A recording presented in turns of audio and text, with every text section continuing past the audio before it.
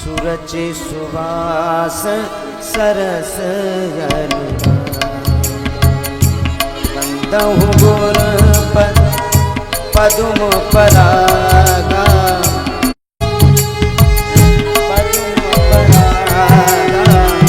सुरसि सुवास सरस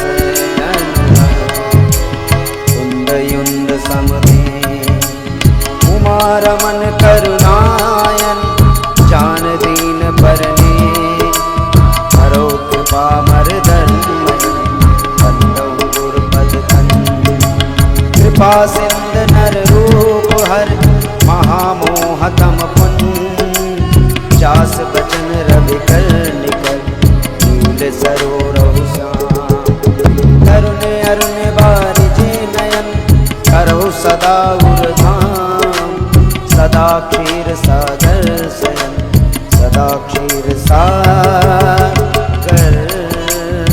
शयन। बोलो गुरुदेव महाराज की, बोलो भागवत भगवान की जय। जय श्री राधे, जय जय श्री राधे। ओम श्री हरि ठाकुर सर्वरूप संभाव परमपिता परमेश्वर चिर चेतन अजर अमर प्रेम पुष्टि मुझे ग्रहण करो प्रणाम लो। जिस समय गर्भ में आपने यह देह रूप धारण की थी और चित्त में आपकी स्मृति बनी थी, ऐसे ही आत्म रूपी प्राणों से जब इस देह को अलग करें तो चित्त में आपकी स्मृति बनी रहे। आप इस शरीर में सदैव गुरु रूप से निवास करते हैं और इस देह के माध्यम से अपनी पूजा अर्चना करवाते हैं। इसमें जो त्रुटि हो उसके लिए मुझे क्षमा करना। ओम श्री हरि ठाकुर सर्वरूप संभाव परमपिता परमेश्वर। सभी भक्तों को संत स्वरूप सभी भक्तों को इस व्यासपीठ की ओर से अभिनंदन है, हार्दिक वंदन है।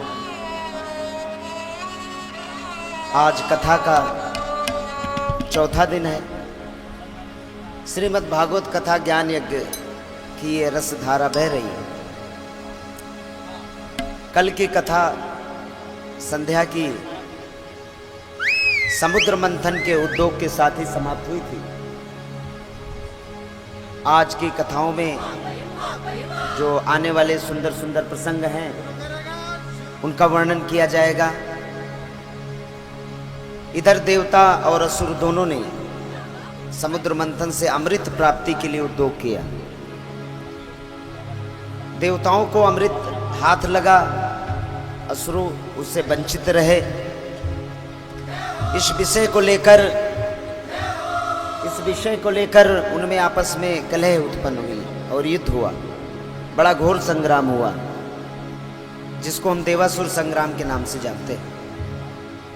बाद में श्री ब्रह्मा जी के द्वारा, मेरी तरफ घुमा दो, ब्रह्मा जी के द्वारा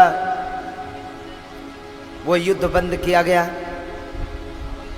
और इसके बाद श्री शुक्राचार्य जी जो असुरों के गुरु थे, उन्होंने राजा बलि को निमित्त बना के अश्वमेध यज्ञ करवाया कि जिससे उन्हें फिर से इंद्रलोक का पद प्राप्त हो सके। इधर आगे की कथाओं में वामन का प्रादुर्भाव, परशुराम का जन्म और भगवान श्री राम का जन्म मनाया जाएगा। आज की इस बेला की कथा का यही प्रसंग है। बोले ब्राह्मण देवता की, बोलो यज्ञ देवता की, बोलो भागवत भगवान की जय। जय श्री राम। तो मैं प्रार्थना करूंगा, आगे आगे बेटा आगे, कि कथा प्रारंभ से पहले गणेश स्तुति करेंगे बच्चे। सभी तालियों की सेवा करेंगे और अपने मन मंदिर को भगवानमय बनाते हुए भगवान को अपने पास बुलाएंगे। बोले भागवत भगवान की जय। गणेश जय गणेश जय गणेश देवा, जय गणेश जय गणेश जय गणेश देवा, जय गणेश जय गणेश जय गणेश देवा, जय गणेश जय गणेश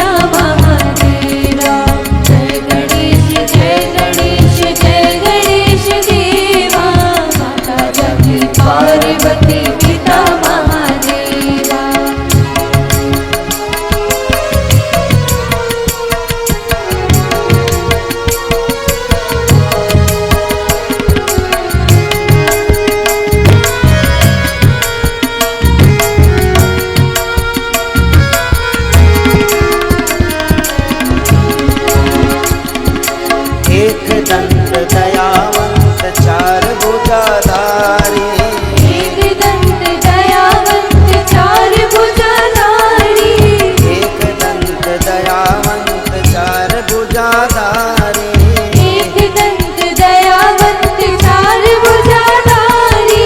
माथे पर तिलक सोहे, माथे पर तिलक सोहे, माथे पर तिलक सोहे, मूंछ की सवारी।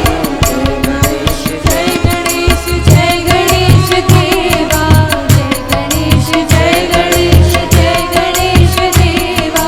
माता सती पार्वती पिता महादेवा।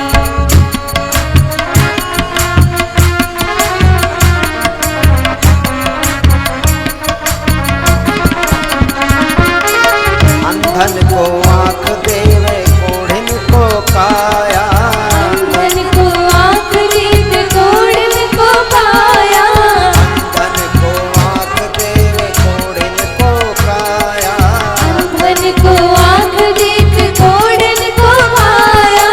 बांझन को पुत्र देवे, बांझन को पुत्र देवे, साधन को पुत्र देव, निर्धन को माया। जय गणेश जय गणेश देवा, माता की पार्वती पिता महादेवा। जय गणेश जय गणेश जय गणेश देवा, माता की पार्वती पिता महादेवा। जय गणेश जय गणेश जय गणेश देवा, माता की पार्वती पिता महादेवा। गणेश जय गणेश जय गणेश देवा, माता की पार्वती पिता महादेवा। पान चढ़े फूल चढ़े और चढ़े मेवा, पान चढ़े फूल चढ़े और चढ़े मेवा, पान चढ़े फूल चढ़े और चढ़े मेवा, पान चढ़े फूल चढ़े और चढ़े मेवा। लड्डुअन को भोग लागे, वन को भोग लागे रंग करे सेवा। जय गणेश जय गणेश जय गणेश देवा, माता की पार्वती पिता महादेवा। जय गणेश जय गणेश जय गणेश देवा, माता की पार्वती पिता महादेवा। माता जगी पार्वती पिता महादेवा, माता जगी पार्वती पिता पिता महादेवा। पार्वती पिता महादेवा, पार्वती पिता महादेवा।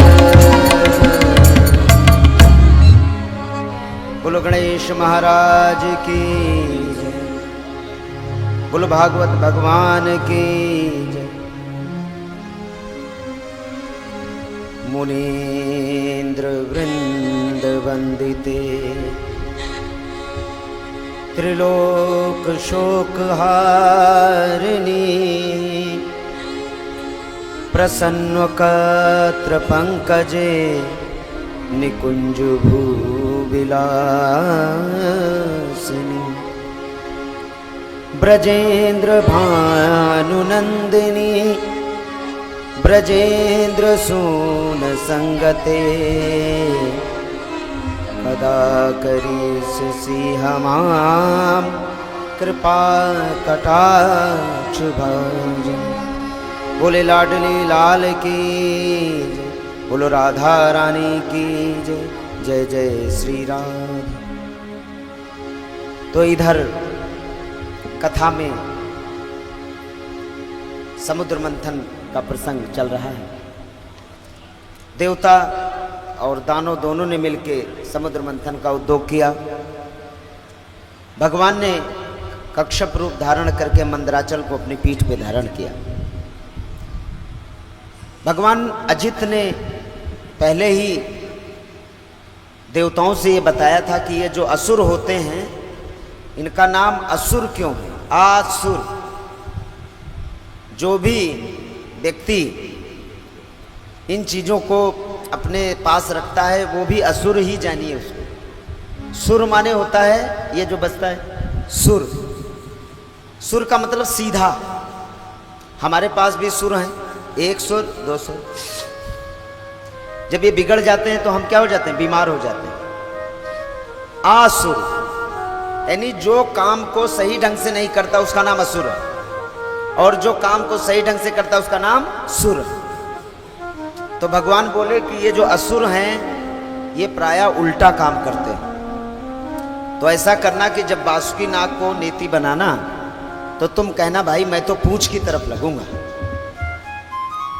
तो ये जो असुर होंगे ये कहेंगे जी पूंछ का जो भाग होता है अशुभ होता है, मैं तो मुंह की तरफ लगूंगा, उल्टा चलेंगे। तो इनको मुंह की तरफ कर देना, क्योंकि जब मथोगे तो उसके अंदर से बड़ी ज्वाला निकलेगी, भस्म हो जाओ। तो देवताओं ने पूंछ की तरफ असुरों को किया और स्वयं मुंह की तरफ लग गए। असुर बोले भाई पूंछ, सांप का जो पूंछ होता है अशुभ होता है, हम श्रेष्ठ कुल के, हम क्यों पकड़े पूंछ? तो देवता बोले भाई आजा, तू ही आजा इधर। देवता पूंछ की तरफ चले गए और जैसे ही मंथन शुरू हुआ बासुकी नाग के मुंह से भयंकर विष निकला, जिससे असुर काले हो गए, बहुत सारे तो भस्म हो गए, जल गए। और समुद्र मंथन चलने लगा। मथानी मंदराचल की नीचे भगवान कच्छप रूप धारण किए हुए उसको रोक रखा है, और उन्हें मानो जरा सी खुजली हो रही है पीठ। इतना बड़ा पहाड़, भगवान को कोई भार नहीं, और भगवान थोड़ी देर के लिए सो गए। हमारे कन्हैया, हमारे प्रभु कभी बेचारे सोते ही नहीं।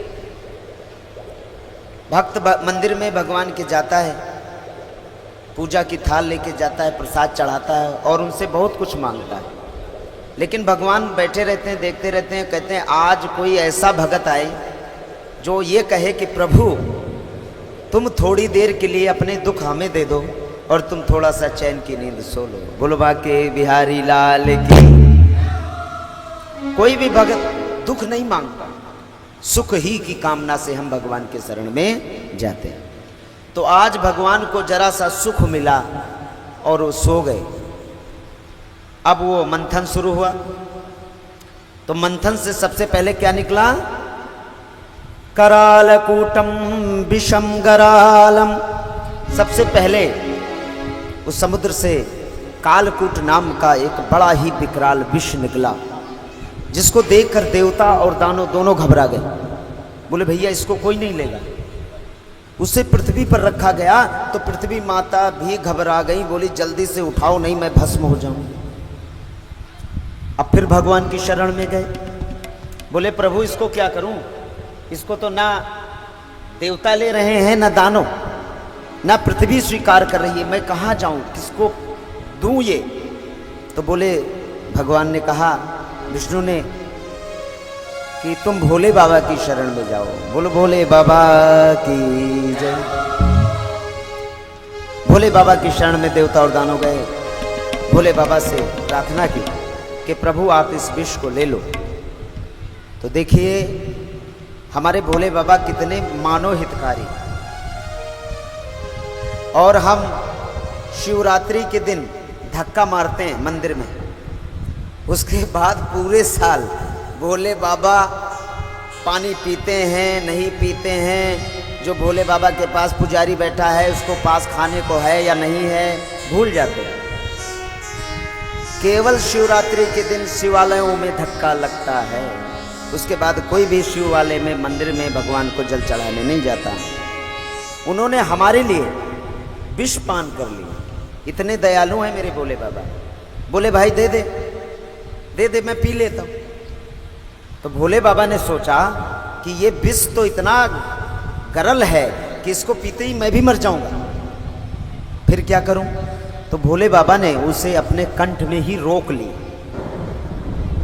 तो जो भोले के पुजारी होते हैं कहते हैं हम गांजा पिएंगे, भांग खाएंगे। अरे वो गांजा पीते हैं, भांग खाते हैं, सांप लपेटे रहते हैं, वो उस विष की ज्वाला से बचने के लिए वो कैलाश पे बर्फों में इसलिए रहते हैं, वो जलता है, जलन होती है मेरे भोले बाबा को। हमारे लिए उन्होंने जलते रहते दिन रात। इतने दयालु हैं मेरे भोले बाबा। तो भोले बाबा ने जब वो विष का प्याला अपने हाथ में लिया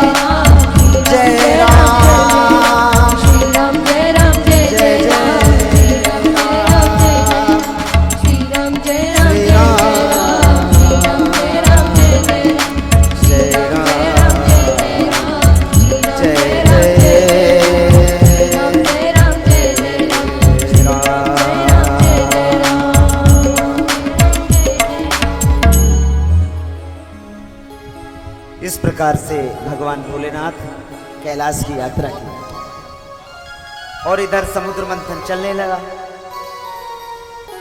फिर उसके बाद उसमें से क्या निकला? जब फिर मथानी मथी गई तो उसमें से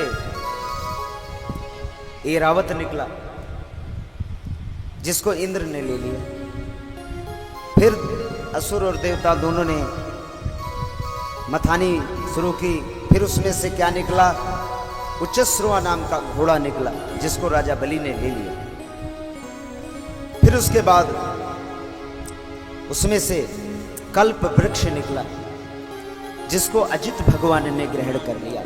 भगवान विष्णु का अवतार अजित के रूप में हुआ। फिर उसके बाद उसमें से एक एक करके सुंदर सुंदर रत्न निकले। 14 रत्न समुद्र से निकले और एक एक करके देवताओं ने उसे अपने पक्ष में ले लिया।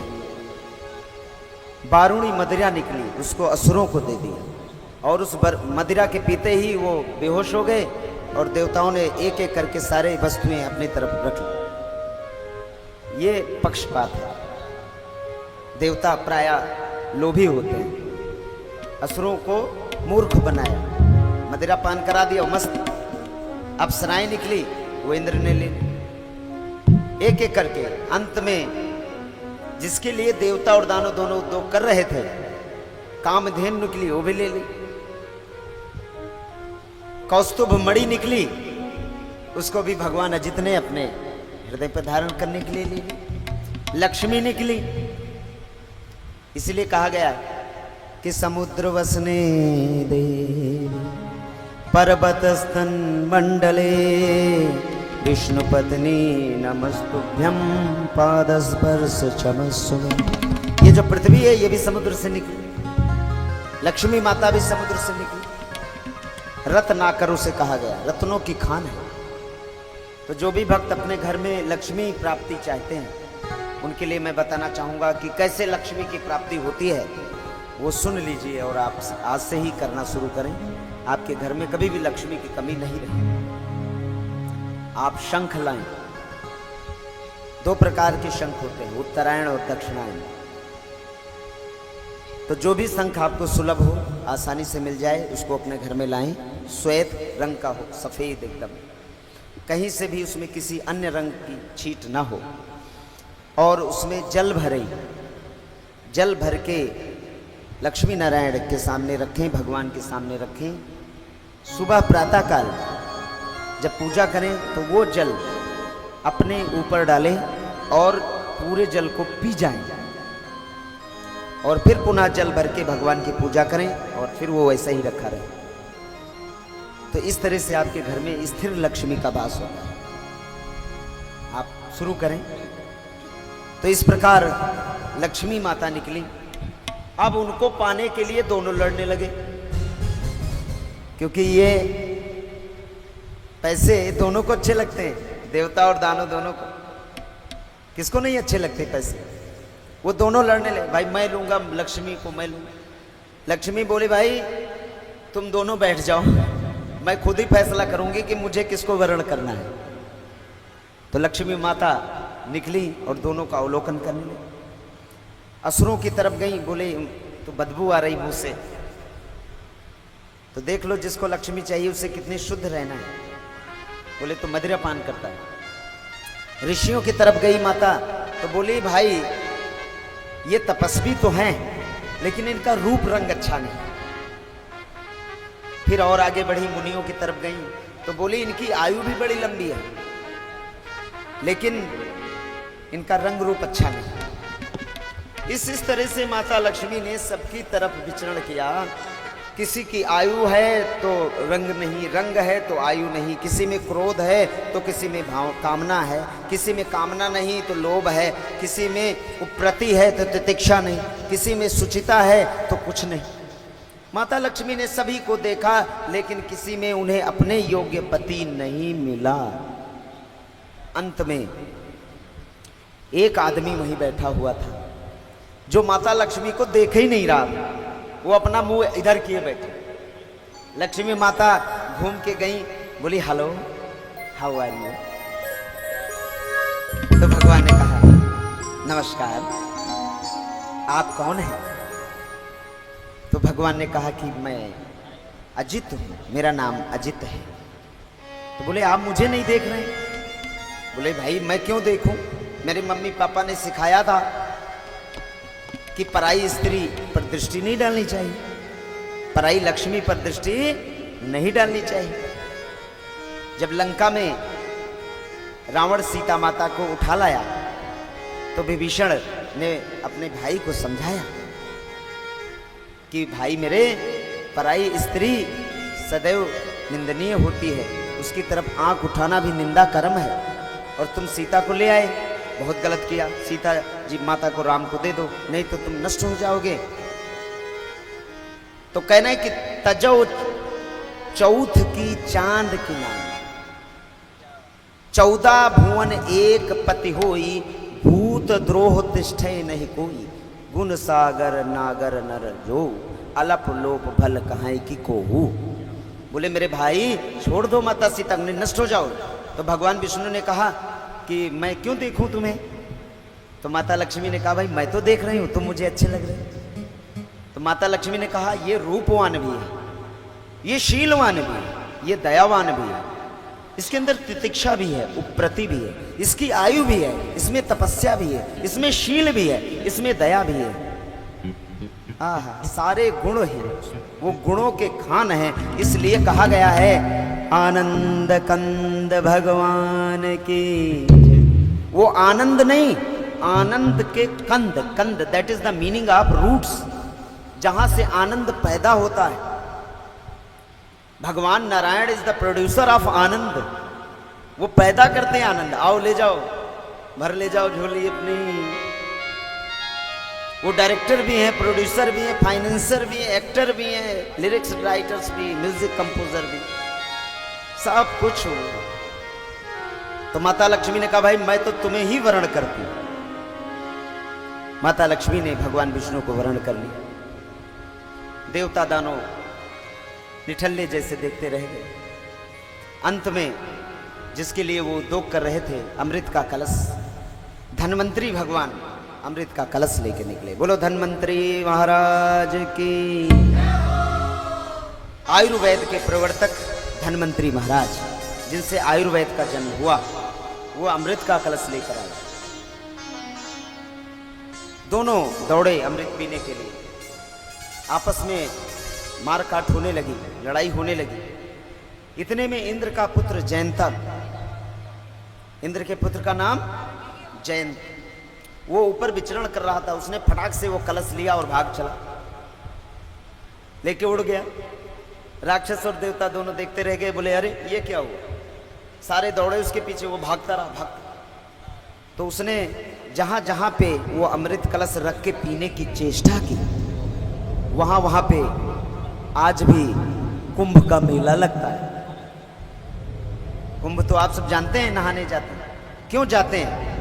क्योंकि वहां अमृत छलका था। हरिद्वार, त्रिवेणी, नासिक, तो इन जगहों पर उसने चेष्टा की अमृत पान की, लेकिन वो पी नहीं पाया। पीछे से देवता दानव दोनों आ गए, वो भागा, अमृत छलक गया, फिर भागा, छलक गया। इस तरह से अंत में वो सारे दोनों छीन लाए और असुर और देवता दोनों आपस में लड़ने लगे। तो भगवान ने कहा हमें लगता है ये तो मेरा प्रयोजन सिद्ध नहीं होगा, अमृत तो गिर जाएगा, ना इनके काम आएगा ना इनके काम आएगा, तो चलो हम ही कुछ करते हैं। तो भगवान ने वहीं पर मोहिनी रूप धारण किया। बोलो मोहिनी भगवान की। श्रृंगारम नवीनम मृणाल चंचल नेत्रम त्रिपट्टिलोचनम कणिकूटम नूपुरम रंगम। भगवान श्री विष्णु ने ऐसा रूप बनाया कि बस आनंद कंद भगवान की जय, जिसे देखकर देवता और दानव दोनों मोहित हो गए। उनका ऐसा हाव भाव, उनकी ऐसी लचीली चितवन, उनकी चाल ढाल, और वो मटकते हुए दोनों के बीच आए और बोले आप दोनों क्यों लड़ते हो? अरे मुझे दे दो, मैं बांट दूं। तो देवता और दानों ने बिना किसी प्रश्न के वो अमृत का कलश उनके हाथ में रख दिया। तो भगवान ने क्या कहा? बोले तुम बड़े मूर्ख हो, ना मेरा परिचय पूछा, ना मेरी जाति पूछा, और तुमने अमृत मुझे दे दिया। अरे भाई, उल्टा स्त्रियों का विश्वास कभी नहीं करना चाहिए। मैं तुम्हें धोखा भी दे सकती हूँ, ठग भी सकती हूँ तुम्हें। तो देवता दानव बोले कोई बात नहीं, मुझे तुम पर पूर्ण विश्वास है, ले जाओ। तो बोले ऐसा करो, लाइन बना के बैठ जाओ, मैं सबको अमृत पान कराता हूं। देवता दानव दोनों लाइन बना के बैठ गए। भगवान अजित ने मौनी रूप धारण किया और देवताओं की तरफ से अमृत पान कराने लगे। इतने में उन्हीं असुरों के बीच राहु नाम का राक्षस बैठा हुआ था। उसने कहा भाई मेरे तक तो ये आएगा नहीं, ये तो बीच ही में घटक जाएंगे सारे। तो वो फट से अपना रूप बनाया देवताओं का और देवताओं की लाइन में जा बैठा। भगवान ने जैसे ही उसको पिलाया, अमृत पान किया, लेकिन ये बात चंद्रमा देख रहे थे। चंद्रमा और सूर्य दोनों देख रहे थे। उन्होंने तुरंत भगवान से कहा, अरे ये राक्षस है, इसको सांप को तुमने दूध पिला दिया। भगवान ने कहा अच्छा। तुरंत उन्होंने अपना मौनी रूप त्याग कर सुदर्शन चक्रधारी भगवान बन गए। बोलो सुदर्शन चक्रधारी भगवान की। और अपने सुदर्शन से राहु का सर काट दिया। लेकिन अमृत का स्पर्श हो जाने के कारण वो मरा नहीं, अमर हो गया। तो उसका जो सर बना वो बना राहु, और जो नीचे का धड़ था वो बना केतु। तो प्रायः ये अपने शत्रुता का स्मरण करते हुए चंद्रमा और सूरज में ग्रहण लगाते हैं। चंद्रमा सूरज को ग्रहण कौन लगाता है? राहु और केतु। अपनी शत्रुता याद करते हैं कि तुम्ही ने बताया था जिससे मेरा सर कटा। इस प्रकार भगवान ने देवताओं को पुष्ट कर दिया, अमृत पिला के उन्हें अमर बना दिया। आइए विचार करें ये अमृत क्या है। प्रायः कथाओं में बस सुन के चले जाते हैं और इसको फॉलो नहीं करेंगे। अरे ये अमृत नहीं, पानी है, पानी। कहते हैं कि पानी बिना इस संसार का कोई उदाहरण नहीं है। ये जल है। आज भी वैज्ञानिक जो है इस शोध में लगे हैं कि समुद्र का पानी अगर मीठा हो जाए तो क्या हो, और उससे गाड़ियां भी चलेंगी। ये पेट्रोल कहां से आता है, डीजल कहां से आता है? समुद्र से। और इसी के लिए पूरे दुनिया के देश आपस में लड़ते रहते हैं। ये मेरा सागर है, इतने में मेरा हिस्सा है। वहां जब कोई नाव जाती तो उसको वो कैप्चर कर लेते हैं, बंद कर देते हैं। तो जल है, इसको आप बचा के रखें। अमृत तुल्य है, ये भगवान का वीर्य है। जब किसी प्यासे को आप पानी पिलाते हो तो क्या कहता है? आह, अब प्राण में प्राण आ गया। और ये राक्षस को भी चाहिए और देवता को भी चाहिए। अगला जो विश्व युद्ध है वो जल के लिए होगा। तो इसलिए आज से इस कथा को सुनने के बाद अभी से जल को बचाना शुरू करें। जितना कम से कम जल आप बचा सकें, फेंक सकें, उतना ही बर्बाद करें और उससे बचाएं। ऐसे ऐसे हमारे भारत देश के इलाके हैं जहां पर जल की कमी है, लोग प्यासे मरते हैं। लोग गाड़ियां धोते रहते हैं बिना मतलब, घर धोते रहते हैं। पोछे से भी काम चल सकता है। वस्त्रों को जो है 3 दिन में भी धोया जा सकता है। जल को बचाना शुरू करें। हम बोलते हैं गंगा माता की जय, और गंगा के घाट पे आश्रम बने, वहां एसी चलते रहते हैं और बोलते गंगा माता की जय। अरे गंगा माता के जल को ही बांध के तो बांध बनाया जाता है और ये बिजली बनती है। तो आप गंगा को बचाना चाहते हो तो बिजली बचाना शुरू करो। बोलो बिजली माता की। Save electric, save nation. अगर आप राष्ट्र सुरक्षा चाहते हैं तो बिजली बचाएं। आप भागवत भक्त हैं तो पानी बचाएं। आप भागवत भक्त हैं तो पृथ्वी को बंजर होने से बचाएं। उस पे एसिड न डालें, उस पे केमिकल न डालें। आप गंगा माता की जय बोलते हो तो अपने घर के नालों को रोको।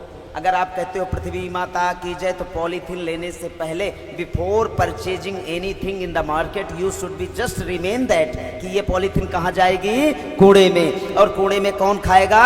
गाय। और कहते हो गौ माता की जय। अरे भाई कलयुग है, सुअर का पालन होता है, गौ का पालन नहीं होता। कूड़ों के ढेर में केवल गाय और बैल ही रहते हैं। आप देख लो नजर उठा के, कहीं सुअर मिली हो। और जाते हो बाजार, लौकी भी पॉलीथीन में, वाह जी वाह, टमाटर भी पॉलीथीन में, आलू भी पॉलीथिन में। अरे घर से झोला लेके जाओ, लौकी टमाटर आलू ये तीनों कभी मिलेंगे नहीं, एक में रख लो और फिर उठा के अपने सब्जी वाले पात्र में रख लो। और बड़े शान से पॉलीथिन लेके आते, झोला लटकाते हो शर्म आती, पॉलीथिन लटकाते शर्म नहीं आती। बीच में झटका लगा, आलू सारे बिखर गए। बोलो आलू महाराज की जय। बीन रही, एक बुढ़िया आलू बीन रही थी, एक्सीडेंट हो गया, बस वाले ने चढ़ा दी, आंखों की देखी घटना। पॉलीथिन लेके गई, फट गया, बीनने लगी, उधर से ठक से मार दिया। तो इस कथा का प्रयोजन क्या है, इसको अपने जीवन में ढालें। तो इस प्रकार दोनों में प्राय युद्ध शुरू हो गया और घमासान युद्ध चलता, देवासुर संग्राम के नाम से वो जाना गया। श्री ब्रह्मा जी आए और उन्होंने इस युद्ध को बंद करने की आग्रह किया, अनुमोदन किया, युद्ध बंद कर दिया। अब इधर भगवान ने देखा कि हमारे देवता पुष्ट हो गए, उन्हें स्वर्ग का राज भी मिल गया। अब प्राय दानों लोग सोचने लगे कि कितनी जल्दी हम वहां पहुंचे, कितनी जल्दी हम वहां पहुंचे। तो उसने राजा बलि को निमित्त बना के शुक्राचार्य जी ने अश्वमेध यज्ञ कराया। वो अश्वमेध यज्ञ इतना बड़ा था कि पूरे संसार के लोग उसमें समाये। हजारों ऋतुज्य, हजारों ब्राह्मण स्वस्ति वाचन और पाठ करते थे। इधर आदिति माता ने भगवान विष्णु से पहले ही वरदान मांगा था। भगवान ने कहा था मैं आऊंगा आऊंगा आऊंगा। तो भगवान ने कश्यप और आदिति के गर्भ में प्रवेश किया और वामन भगवान के रूप में अवतार ग्रहण किया। बोलो वामन भगवान की। मृग चर्मम में खलम पुंजम तेजभूषण मुखम ललाटम नारायणम कृतम वावनम रूपम श्री विष्णु कश्यप। कश्यप महाराज के यहाँ भगवान ने वामन रूप में अवतार ग्रहण किया।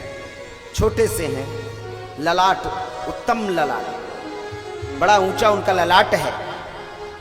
मृग चर्म धारण किए हैं, मेखला है, जनेऊ भी है।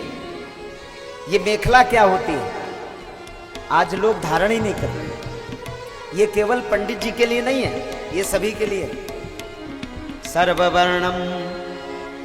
सर्ववर्णम यज्ञोपवीतम, वेदों में कहा गया ये सभी वर्णों के लिए है। ब्राह्मण की जनेऊ के धागे अलग होते हैं, वैश्य के जनेऊ के धागे अलग होते हैं, क्षत्रिय के जनेऊ के धागे अलग होते हैं और शूद्र के जनेऊ के धागे अलग होते हैं। यज्ञ केवल ब्राह्मण का कर्म नहीं, ये सभी वर्णों का कर्म है। और उसकी अलग अलग आहुतियां होती हैं, अलग अलग मंत्र होते हैं। ब्राह्मण को ऐसे करना चाहिए, वैश्य को ऐसे, शूद्र को ऐसे, क्षत्रिय को ऐसे। लेकिन अब बस केवल कलयुग में यज्ञ कर रहा है तो पंडित है, पूजा कर रहा है तो पंडित है, धोती पहने हैं तो पंडित है। हमसे एक दिन मैं ऐसे ही निकला घूमने के लिए, तो एक भगत ने कहा अरे सुन भाई पंडित। हमने कहा हाँ प्रभु। बड़ी बोले किस मंदिर में है, किस मंदिर में है? तो हमने कहा प्रभु मैं गृहस्थ मंदिर में हूँ, यहीं पास में। बोला अच्छा अच्छा ठीक। उससे समझ में नहीं आया। हम कहा मैं गृहस्थ मंदिर में। बोले ठीक है। तो प्रायः कलयुग में यज्ञोपवीत से ही ब्राह्मणों की पहचान हुआ करेगी।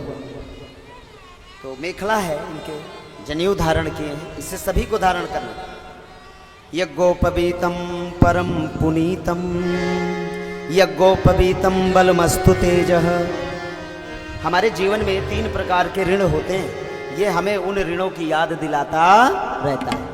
किसको किसको पता है कि वो 3 ऋण कौन से होते हैं? पितृ ऋणम, पितृ पिता का ऋण, गुरु ऋणम गुरु का ऋण, देश काल वरम ऋणम। और देश काल का ऋण होता है। जिस पृथ्वी पर हम जन्म लेते हैं उसके लिए हम क्या कर रहे हैं? गुरु के जो विद्या सिखाई उसका हम आगे बढ़ा रहे नहीं। और पिता ने मुझे ये शरीर दिया, मैंने कोई संतान उत्पत्ति की या नहीं, उस सृष्टि में हाथ बटाया नहीं। वो लड़की या लड़का मैटर ही नहीं, संतान होनी चाहिए। ये लड़की लड़का के अलावा तीसरा तो कुछ बनता नहीं। तो चाहे लड़की हो या लड़का, संतान होनी चाहिए। जिसको संतान नहीं है तो वो पिता के ऋण से मुक्त नहीं होगा, ऐसा वेदों में कहा गया है। लेकिन अगर संतान नहीं है तो फिर बेचारा वो क्या करे, तो उसे अपने कन्हैया को ही अपनी संतान बना लेनी चाहिए। बोलो बाके बिहारी लाल की। तो मैं बार बार कहता हूं, प्रायः वेदों की वाणी सर्वथा सत्य नहीं हो, समयानुसार इसमें परिवर्तन होते रहते हैं। वेद का मतलब होता है संविधान। जैसे हमारा भारतीय संविधान है, इसमें सूचियां हैं, अनुसूचियां हैं। जिस भी पार्टी को 1/3 मत मिल जाता है वो संविधान के नियमों को बदल देता है। ऐसे ही हर मनवंतर में, चाक्षुष मनवंतर में आदि देवता, सप्तऋषि आदि देवता, ये अपने अपने अनुसार वेदों की वाणी को बदलते रहते हैं। तो भगवान ने इसलिए कहा है कि वेद से तुम मुझे नहीं पा सकते। जो केवल वेद की डोरी पकड़े, आज अमावस, कल पूर्णिमा, परसों एकादशी, वो भी भगवान को नहीं पाता। जो केवल यज्ञ में रत है वो भी भगवान को नहीं पाता। जो केवल मूर्ति पूजा में रत है वो भी भगवान को नहीं पाता। भगवान को तो पाने के लिए बस एक बार बोलना है, बाके बिहारी लाल की, बोलो राधा रानी की। इतना सत्य है।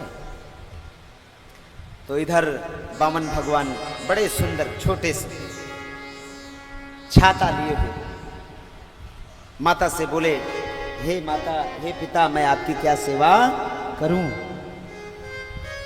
तो माता ने कहा, जा, बलि यज्ञ कर रहा है और तेरे भाई से राज्य छीनना चाहता है, उसको तू जाके कुछ शिक्षा दे।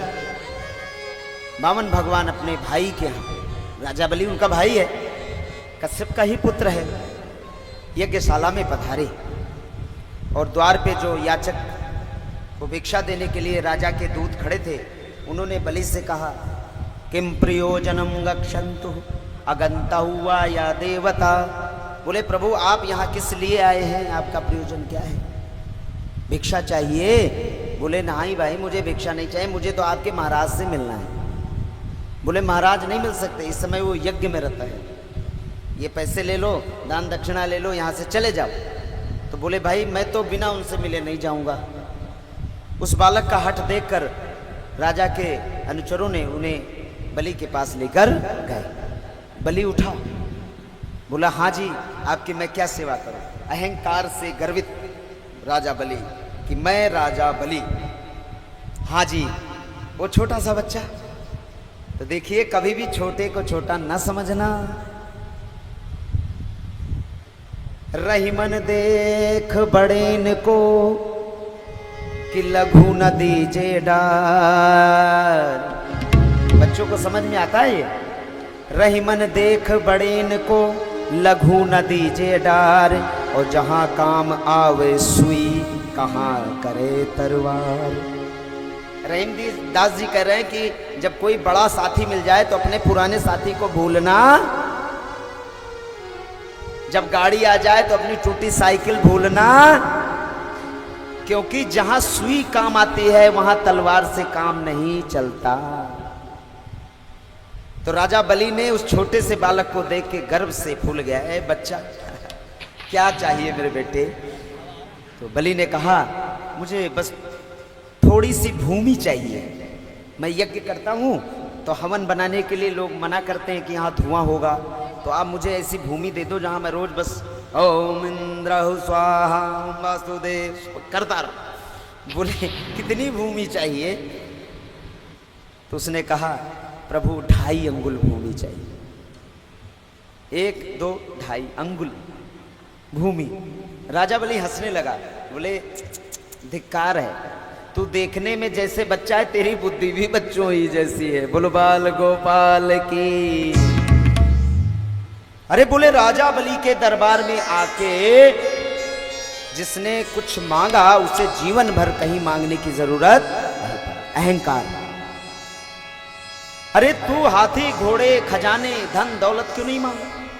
तेरी बुद्धि कच्ची है। ऐसे ही जैसे राजा बलि के दरबार में कोई आके भूस और कनकी मांगे, चावल की टूट। बोले, भाई एक बात का जवाब दोगे? बोले, जी हाँ पूछिए। बोले तुम तो तीनों त्रिलोक के मालिक हो, फिर ये अश्वमेध यज्ञ क्यों कर रहे हो इंद्र बनने के लिए? तुम्हारी आत्मा तृप्त नहीं हुई? अरे भाई, जिसकी 2.5 अंगुल भूमि में तृप्ति नहीं होती ना, उसको तीनों त्रिलोक का राज भी तुम्हारी तरह मिल जाए तो तृप्त नहीं होता। आत्म संतुष्टि नाम तृप्त यज्ञेत यज्ञेन देवतः। बोले मेरे देवता तो आत्म संतुष्टि से ही पुष्ट हो जाते हैं, भगवान मेरे आत्म संतुष्टि से ही खुश हो जाते हैं, फिर ये यज्ञ क्यों कर रहा? बंद कर दे। बोले यार ये बच्चा तो है लेकिन बुद्धि बड़ी पक्की है। बोले ठीक है, दे दूंगा तुझे, जो चाहिए ले ले। बोले ऐसे नहीं, पहले जल लो, बाद में बदल जाओ तो। डॉक्टर सुजीत जी ने फोन किया, प्रभु कथा।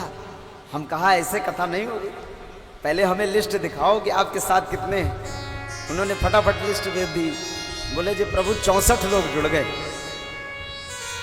तो पिछले 10 वर्षों से वो इस काम में लगे, समय समय पे हम मिलते रहे, बातें होती, और आज इन्होंने इसको चरितार्थ किया। तो मैं भी कायल हुआ कि इन्होंने सचमुच भगवान के लिए प्रयास किया। तो बोले पहले जल लो और संकल्प करो, फिर मैं मांगूंगा। तो जैसे ही बलि ने जल का पात्र लिया संकल्प करने के लिए, शुक्राचार्य जी ने जल का पात्र पकड़ लिया। बोले इसको मत दे, संकल्प मत करिए, भगवान है तेरा सब कुछ ले लेगा। ये देखने में छोटा है लेकिन ये बड़ा नटखट है। तो बोले तुम यार कैसे गुरु हो? ध्यान से सुनना, गुरु गुरु गुरु, चारों तरफ गुरु की खोज होती रहती है। एक गुरु, 2 गुरु, संतुष्टि नहीं होती, फिर कहते हो यार ये गुरु तो ठग मार है, चलो दूसरा गुरु करते हैं। तो गुरु क्या है? गुरु किस लिए? किम प्रयोजनम गुरु वर्णम। आप गुरु का वर्ण किस प्रयोजन से कर रहे हैं? भगवत प्राप्ति के लिए। तो भागवत में श्री सुखदेव जी महाराज राजा परीक्षित से कह रहे हैं, नारायणम परम दानम। बलि कह रहा है अपने गुरु से, यार क्या गुरु हो तुम, हैं? ज्ञान कुछ भी नहीं आया। नारायणम परम दानम, नारायणम परम मखः, नारायणम परम ज्ञानम, नारायणम परम तपः। बोले ये सब किसके लिए? भगवान के लिए। और सामने भगवान खड़ा है और तू मुझे दान देने से मना कर रहा है, कैसा गुरु है तू? गुरुर ब्रह्मा गुरुर विष्णु। नहीं मानता मैं, जा मैं तेरा त्याग करता हूं। बलि ने अपने गुरु का त्याग कर दिया, देख लो। और हम कहते हैं प्रभु प्रसाद ले लो, तो कहते हो आज एकादशी है, श्री राधे। इसी कथा में अरे भगवान के लिए कोई एकादशी अमावस नहीं होता, सामने भगवान और एकादशी श्री राम। आप कुछ भी छोड़ते नहीं हो भगवान के लिए। जो भगवान के लिए नियम और व्रतों को छोड़ देता है, पाप और पुण्य का प्रायश्चित नहीं करता, वही भगवान का सच्चा भगत होता है। भगवान सामने खड़ा है, फिर एकादशी और द्वादशी क्या? बलि ने कहा जा, मैं नहीं कह रहा हूं, भागवत कह रहे, जा मैं तेरा त्याग करता। गुरुर ब्रह्मा गुरुर विष्णु गुरुदेव महेश्वरा, मैं नहीं मानता, छोड़ दिया तेरे, जा। जैसे ही बलि ने गुरु का त्याग किया, गुरु को क्रोध आया। शुक्राचार्य जी ने कहा तू बड़ा अहंकारी हो गया है मेरे बच्चे, मैंने ही तुझे ये सब दिया और मुझे ही छोड़ रहा है। जा तू अभी इसी क्षण अपनी राज वैभव लक्ष्मी खो बैठेगा। बोलो भागवत भगवान की। और जैसे ही शुक्राचार्य जी ने राजा बलि को शाप दिया और बलि ने जैसे ही संकल्प किया, हाय हाय हाय, भगवान ने अपना रूप प्रकट किया। अट्ठहास आकार बढ़ने लगा। निराकारम निर्गुणम व्याप्तम जगत कारणम नारायणम। बढ़ता चला गया, बढ़ता चला गया, आकाश महर लोक तक चला गया। शरीर से पूरा भूमंडल, नक्षत्र आदि सभी नाप लिया भगवान ने, और पैर से पूरी धरती। बोले मेरे बलि आधी अंगुल वाला कहां रखूं? तू अपने वचन को निभा नहीं पाएगा, जिसके कारण तुझे नरक में जाना। राजा बलि ने कहा प्रभु राजा बलि का कथन कभी असत्य नहीं होता। मैंने कहा मैं दूंगा, अवश्य दूंगा।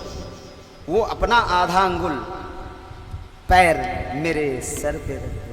गुरबा के बिहारी लाल की। उसने सब कुछ पा लिया।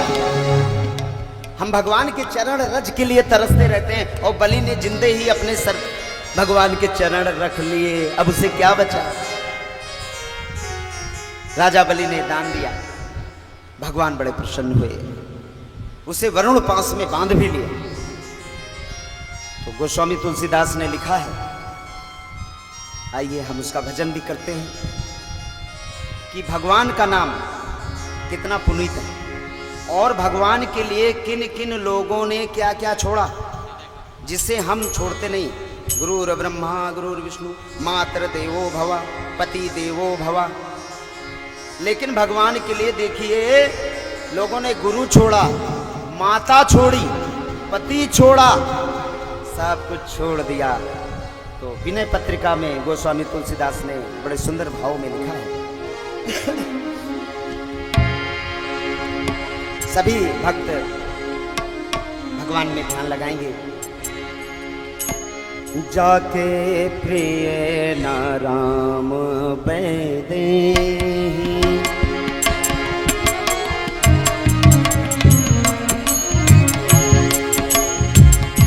जाके प्रिय नाराम बैदे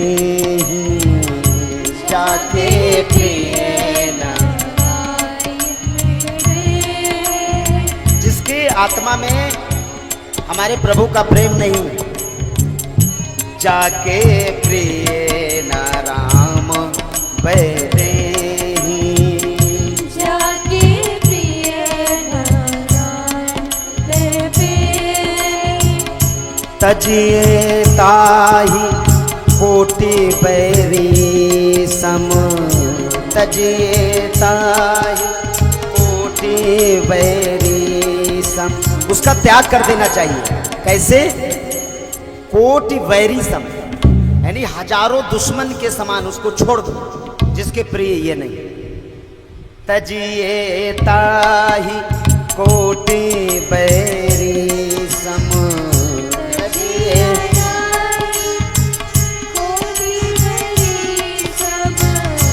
जद्यप परम स्नेही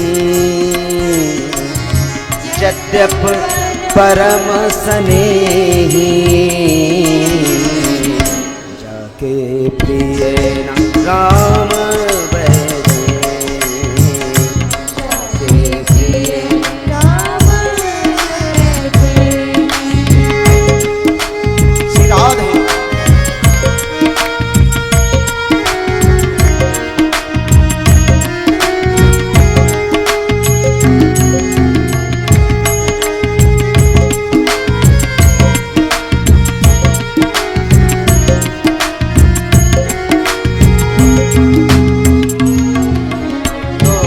गोस्वामी बाबा आगे लिख रहे हैं कि कोई ऐसे तो मानेगा नहीं, तो बताना तो पड़ेगा कि किन किन लोगों ने भगवान के लिए अपने प्रियजनों का त्याग किया। तो कह रहे हैं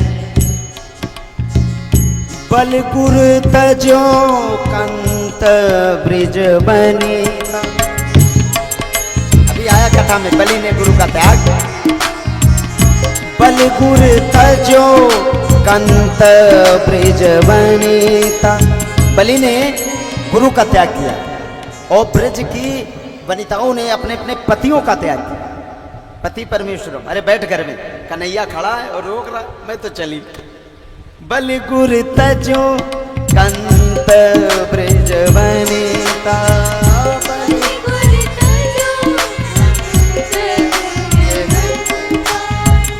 बंधु भरत महतारी। विभीषण ने अपने भाई बंधु का त्याग किया रावण का, और भरत जी ने अपनी माता का त्याग। बंधु भरत महतारी जाके न राम बैदे राम बैदे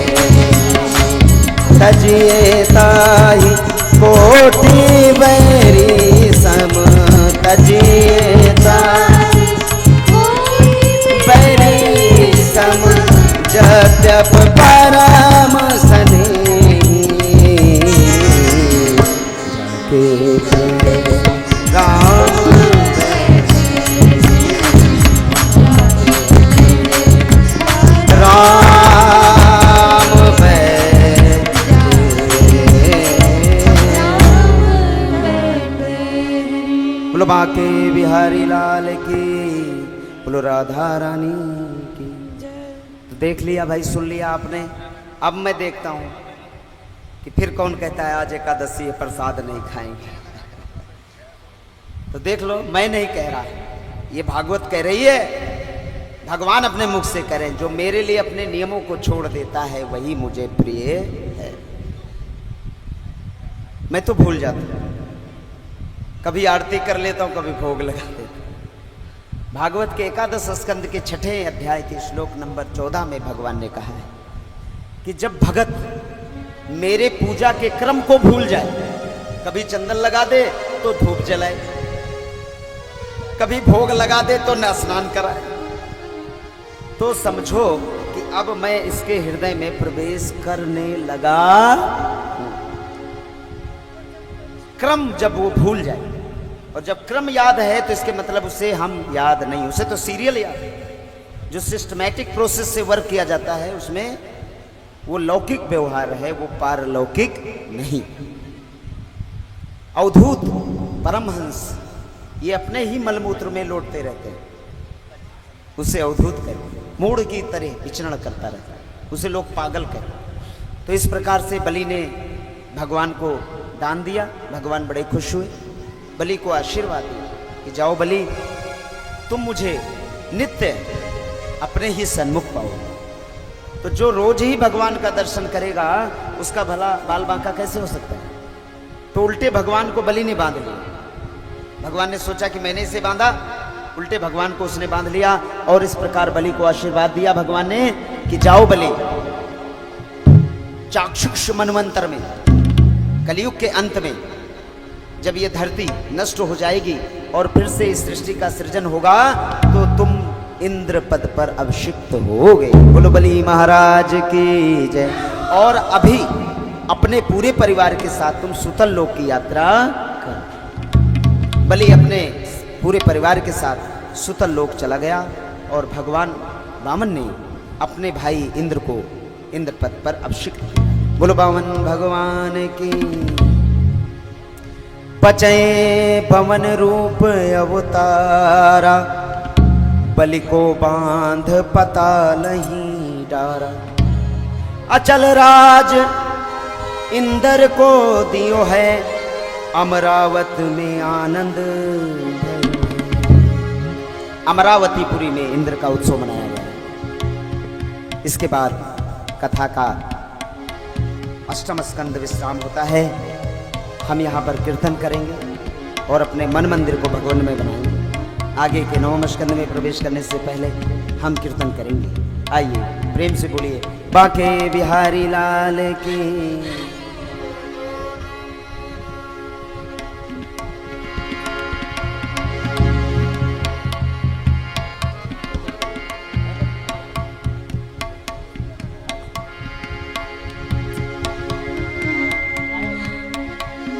तो प्रभु का नाम गुणगान कीर्तन, तो जहाँ पे कथा होती है, जहाँ पे प्रभु का यजन होता है,